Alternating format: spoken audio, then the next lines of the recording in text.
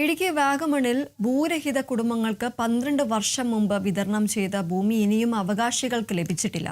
പട്ടയം കൈവശമുണ്ടായിട്ടും ഭൂമി സ്വന്തമാക്കാൻ കഴിയാതെ ദുരിതത്തിലാണ് 24 കുടുംബങ്ങൾ. 2014 ഫെബ്രുവരി 21 ഇടുക്കിയിൽ നടന്ന ജനസമ്പർക്ക പരിപാടിയിൽ വെച്ചാണ് അന്നത്തെ മുഖ്യമന്ത്രി ഉമ്മൻചാണ്ടി വാഗമണിലെ 24 ഭൂരഹിത കുടുംബങ്ങൾക്ക് 3 സെന്റ് ഭൂമി വീതം നൽകിയത്. വാഗമൺ വില്ലേജിലെ സർവേ നമ്പർ 813-ൽപ്പെട്ട ഭൂമിയുടെ പട്ടയവും കൈമാറി. സ്ഥലം വളർന്നു തിരിച്ച് കല്ലിട്ടു. പട്ടയം ലഭിച്ചവർ ഇവിടെ വീട് വയ്ക്കാനെത്തിയപ്പോൾ സ്വകാര്യ വ്യക്തി തടസ്സവുമായി എത്തി. തന്റെ പട്ടയഭൂമിയാണ് സർക്കാർ ഭൂരഹിതർക്ക് വിതരണം ചെയ്തതെന്നായിരുന്നു ആരോപണം. ഒരു സ്ഥലത്തിന് 2 ഉടമസ്ഥനുണ്ടായതോടെ പട്ടയം കിട്ടിയ സ്ഥലത്ത് പ്രവേശിക്കാനോ വീട് പണിയാനോ കഴിയാത്ത അവസ്ഥയിലാണ് 24 കുടുംബങ്ങൾ.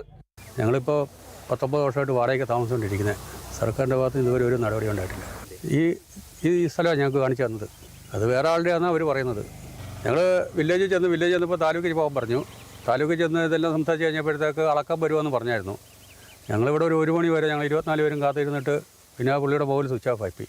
വാഗമൺ കുന്നുംപുറത്ത് കരോട്ട് സാബു ഉൾപ്പെടെയുള്ളവർ ഭൂമിയുടെ ഉടമസ്ഥാവകാശത്തിനായി റവന്യൂ ഓഫീസുകൾ കയറിയിറങ്ങി മടുത്തു. പട്ടയം കിട്ടി 12 വർഷമായിട്ടും ഭൂമി ലഭിക്കാത്തതിനെ തുടർന്ന് കോടതിയെ സമീപിക്കാനൊരുങ്ങുകയാണ് ഇവർ. Kerala vision news, Idukki. വയോജനങ്ങൾക്ക് ആശ്വാസമേകുന്ന പത്തനംതിട്ട ജില്ലയിലെ മാതൃകാ സായംപ്രഭ പകൽ വീടിന്റെ പ്രവർത്തനം വിപുലീകരിക്കുന്നു. വയോജനങ്ങളുടെ ഒറ്റപ്പെടൽ ഒഴിവാക്കുന്നതിന് വേണ്ടി 5 വർഷം മുമ്പ് കോന്നി ബ്ലോക്ക് പഞ്ചായത്തിന്റെയും സാമൂഹിക നീതി വകുപ്പും ചേർന്നാണ് പകൽ വീട് യാഥാർത്ഥ്യമാക്കിയത്.